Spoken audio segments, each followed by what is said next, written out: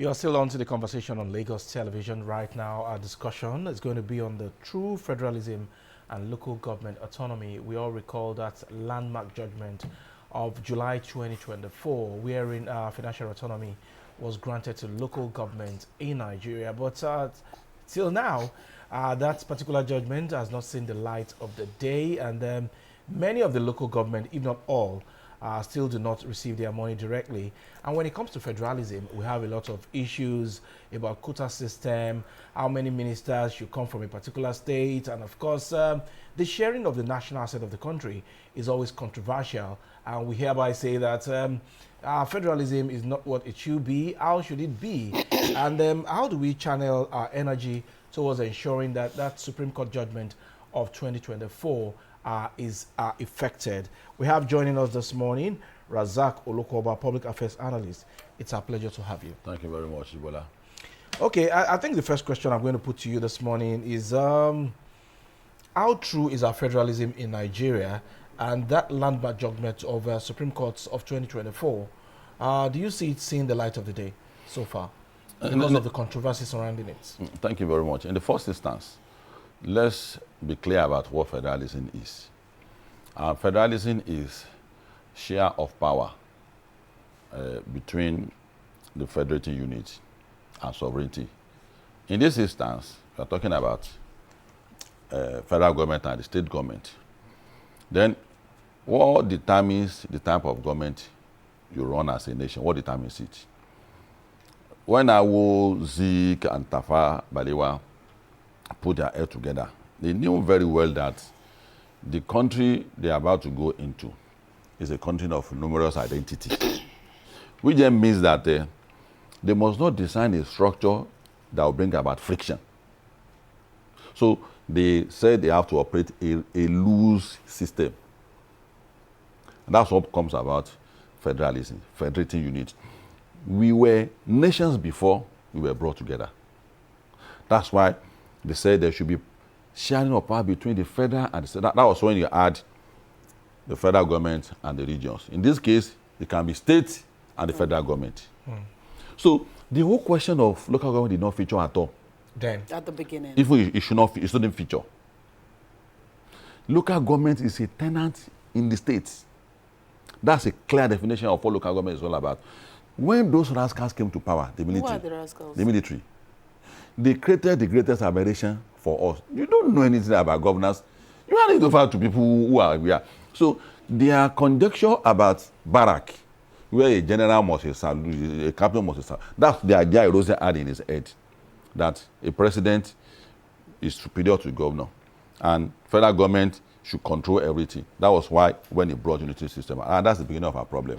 And since that time, military has been talking about torture of government. Go and check our constitution. There's no political expert that will say there should be autonomy for local government. There's nowhere in our constitution which is our torture. Obasanjo and people who came before him and Muntala created that confusion for us. Because you have to design your model in a state. As a state. And Lagos got it very, very, very clearly. When they had 20 local governments, said that I can't put the affair of about 6 million people under one person, one local government. There must be more local government for us. So now, let's come to the present situation now. Of course, people need more department because the picture, the clear picture should be like a department. There should be a department like counties, like borough, but we got it wrong with the military. We started calling them third tier. We started talking to federal government that we need more local government. There are ancestral issues that federal government must have no business with. And that was why Sadauna and Zik had in mind that my region, we have peculiarities as Hausa, as Igbo, and Yoruba. But we were long together. And that's the beginning of our problem till today. Until today, we operate a system where it has only one eyes. One system of police, one eyes. One economic model, one eye. One educational system. It doesn't allow for peculiarities. In the days of the region, we move at our own pace. Yeah. That should be the picture. So, Supreme Judgment that came to change our constitution, that's very strange though. for a Supreme Court. You cannot create, you can't go to court to touch your sovereignty. The Constitution recognizes 774 local governments. Yes, it's as a matter of information that I have my local government. Let me inform federal government too. That's how it should be. There's no it is in our constitution to the extent that they said these are the numbers of local government we have. Not that they say it's a tier of government. And that political education, Nigerians require it so much that so that we won't enter into confusion. Local government chairman is the money that they're after. Algon is the money they're after. You see, the best model is when you are a state. You might decide not to have a local government. There are states in Canada that doesn't have a local government. It operates based on its own peculiarity, just like a security system. In some states, there must be roadblock. They do. In Lagos, you can't do roadblock. Sure. So that's the picture of people who design Nigeria. So, and it's not their opinion. It's what befits your peculiarity. Because political class will say, I feel it should be. You can't feel. But It's a peculiarity, just like a medication. Right. You can't express your view about when it comes to health issue, when the expert speaks, when the lawyer speaks about. That's how political issue is. A political expert kept saying that this model, you see political class wake up one day. So, who is probably a lawyer, a doctor. Short, Razak. From what you've said now, your did you see? I can see you Google it. Did you see it as a thought? Razak, hold on. Okay. Let's come back to what federalism really is. And Ajibola asked you, the question that, are we practicing true federalism? No. Right. So that's where I want us to take this from now, because again, this conversation is about true federalism. So if we're not practicing true federalism, and you said here that the Constitution of the Federal Republic of Nigeria recognizes the 774 local governments, and of course they are listed there as for information basis based on what you said here. And so how do we marry true federalism and administration of local government in Nigeria as we practice today? Because whether we believe it or not, or whether or not we want to take, what you've said, hook, line, and sinker, at the moment we have local government areas, and they're all functioning as 3 tiers of government as we know today. So if you agree that we're not practicing true federalism, what are we just practicing? Centralized government. Yeah, that's it. And you see, what I said does not remove the fact that I am agreeing with you that there should be local government. That development must start at the grassroots. Right. So, having that in mind, anybody who wants that to start from local will now design his own model. It can be local government, every state. It can be government, it can be department, it can be anything. And that should be at the liberty of each state. Because of your needs. Because of your needs. So now, to now say it should be the business of local government, to now be telling you that issues that are peculiar to your state is the business of federal government, that's not, that means we didn't get the concept of nationhood correctly. And these are things we keep explaining to people who don't have academic understanding of what we are talking about. So to move ahead from where we are is a fundamental issue that has to do with our foundation. And that's why our appeal goes directly to Mr. President that it should not be taken, it's not taking as attention away what led to the failure of the previous government, which is not because Obasanjo did not qualify, because Jonah did not qualify, or Buhari, which is as a result of the institutions, the system of government is the one that created even basis for corruption, for insecurity, for bad economy, is the system. So he needs to understand that there's nothing he may want to do now that the previous government has not tried. Right. So to that extent, you need to pay attention to it. And the first thing is that, and I think the first year we were shocked that where is Tinubu going? That's not what we agreed. When I knew him for the first time in 1992, when we were in school. In 1994, I met him formally.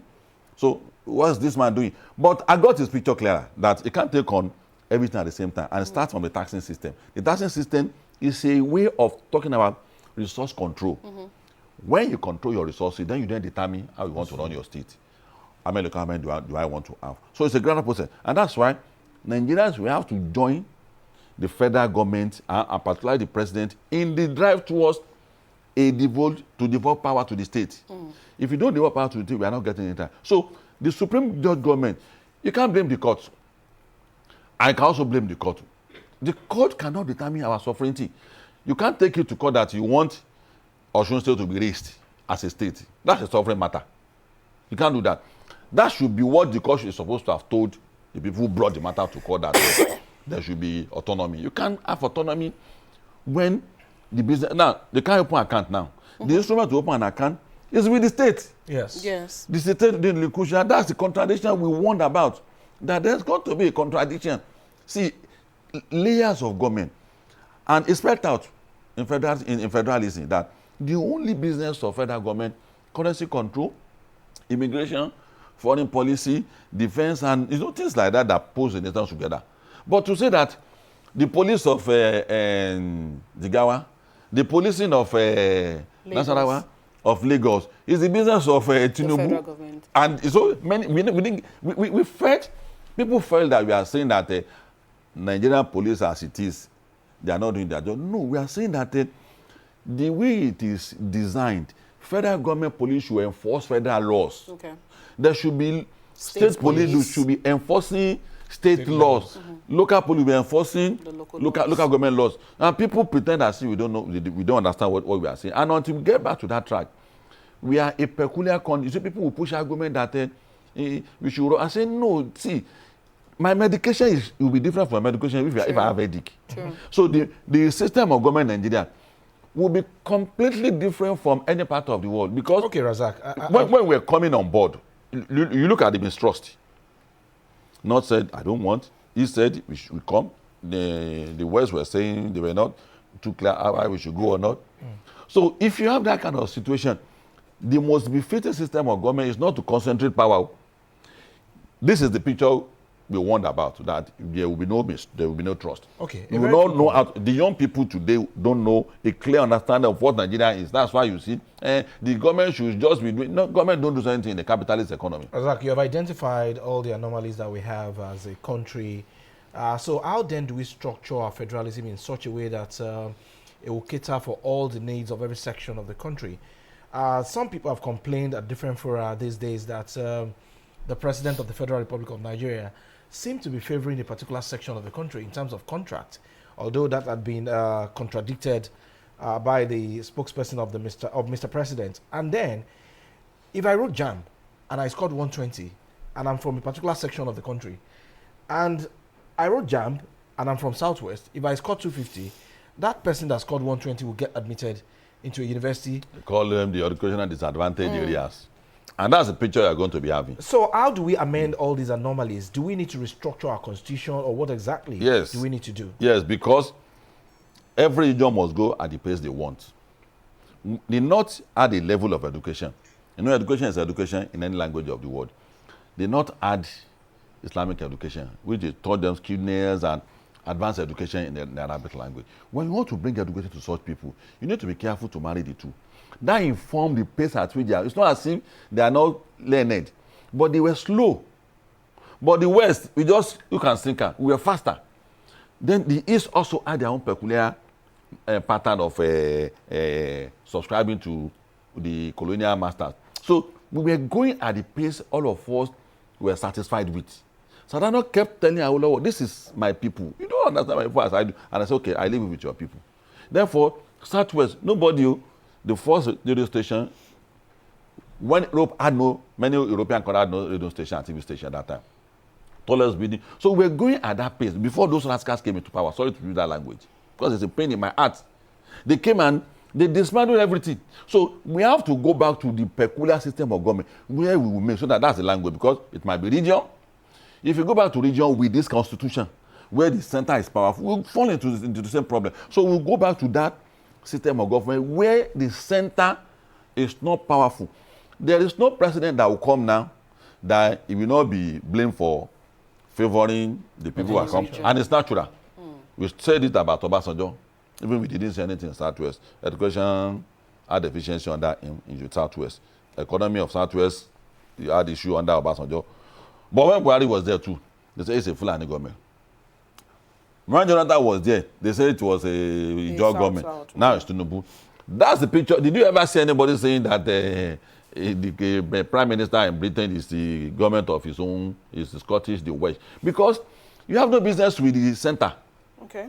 It's the Scottish that decide the direction of their life. It's the Welsh. It's the English, the England. That's why they call it the United Kingdom.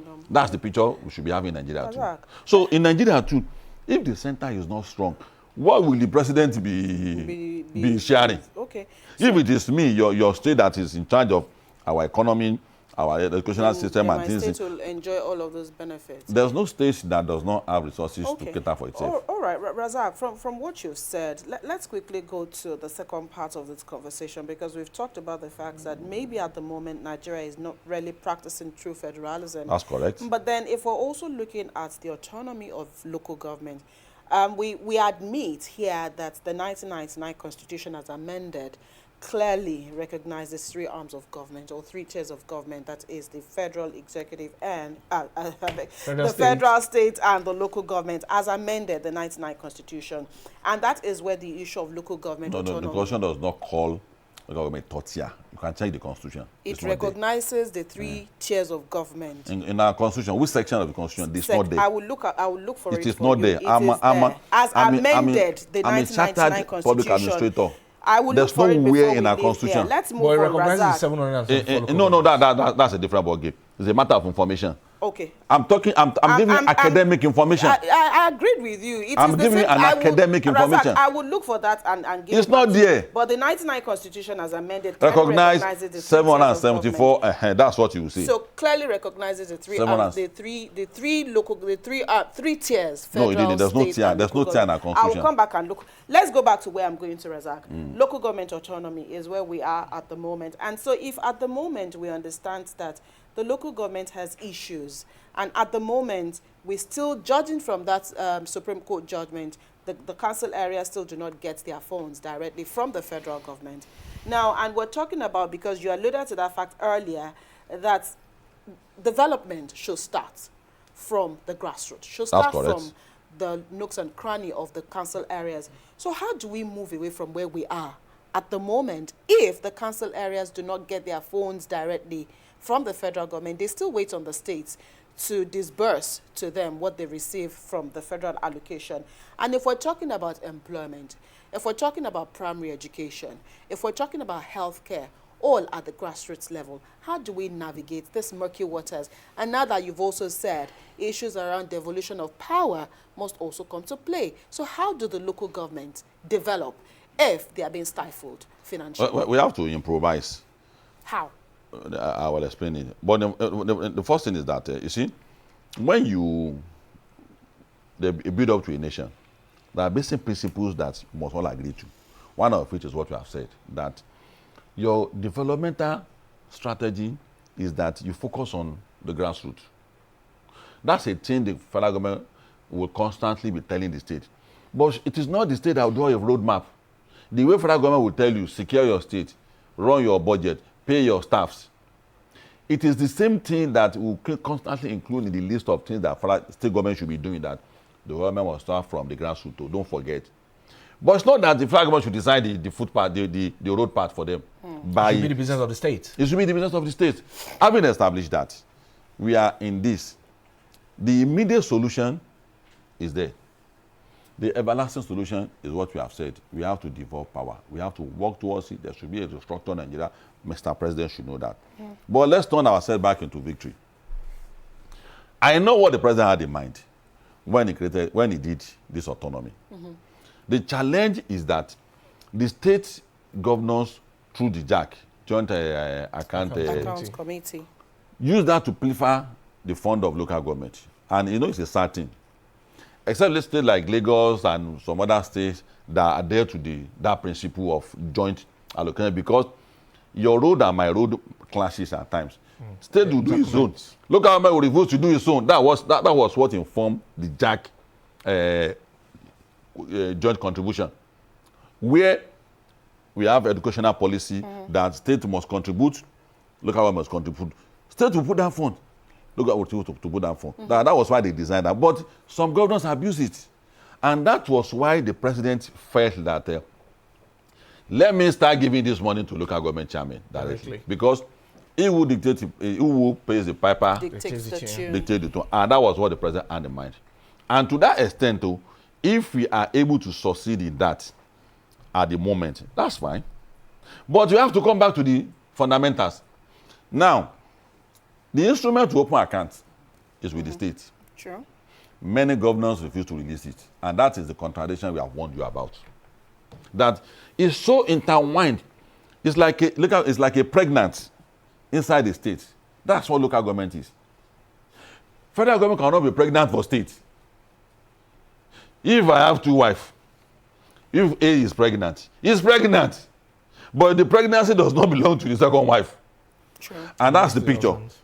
Is that pregnancy belongs to the state. Sure. You must bat it. So to that extent, even if you survive opening an account for the state, there will be more troubles again ahead.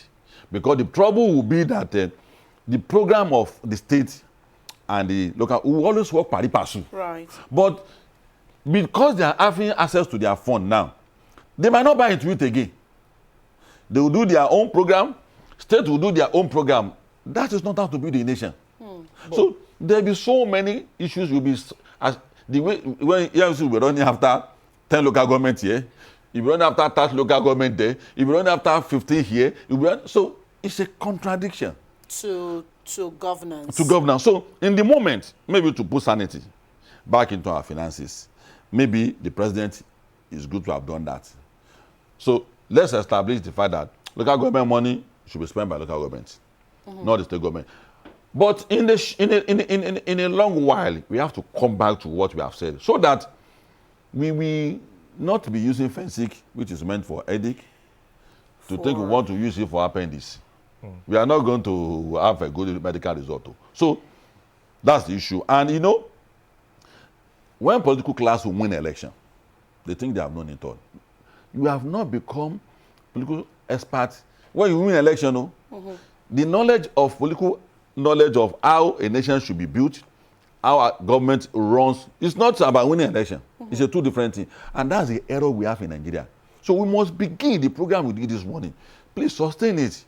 I hope other stations will also do it, so that councillor, local government chairman, assembly, senator, but I know the president is clearly about this issue, we understand what is federalism and what is local government autonomy, what it meant, so that as we move, we will not move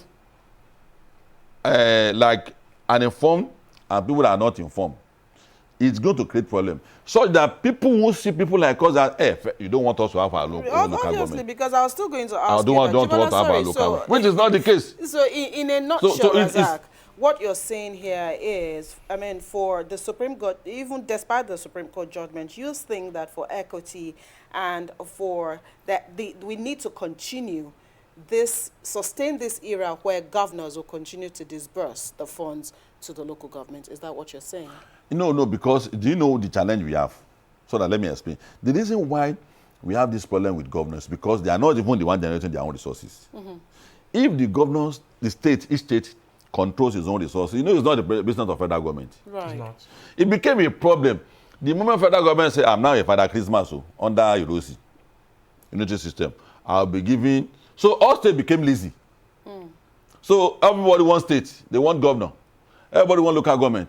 And that's why I'm saying the fundamental solution is devolution of. We have to restructure the country back to how the forefathers, the model they designed for us.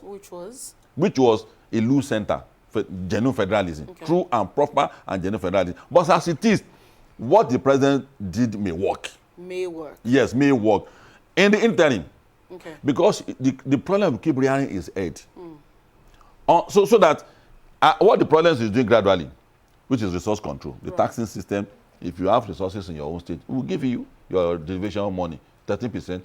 We will give, because when Obasanjo was there, we met Obasanjo severally on numerous platforms. We were part of Punaco delegation. We said that 1999, this is a golden opportunity for you to restructure Nigeria.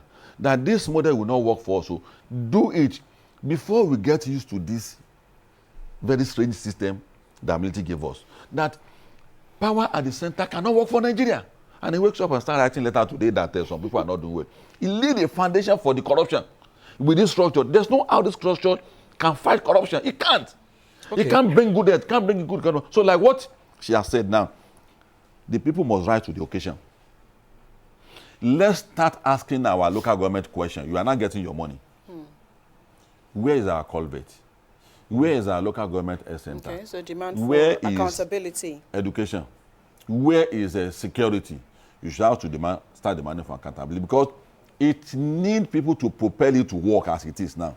And people must be willing to make it work. It's a shared responsibility. Oh. If it must work, you won't say that, they are getting money now. You don't make, just like election, you don't vote, and you want the right guy to be there.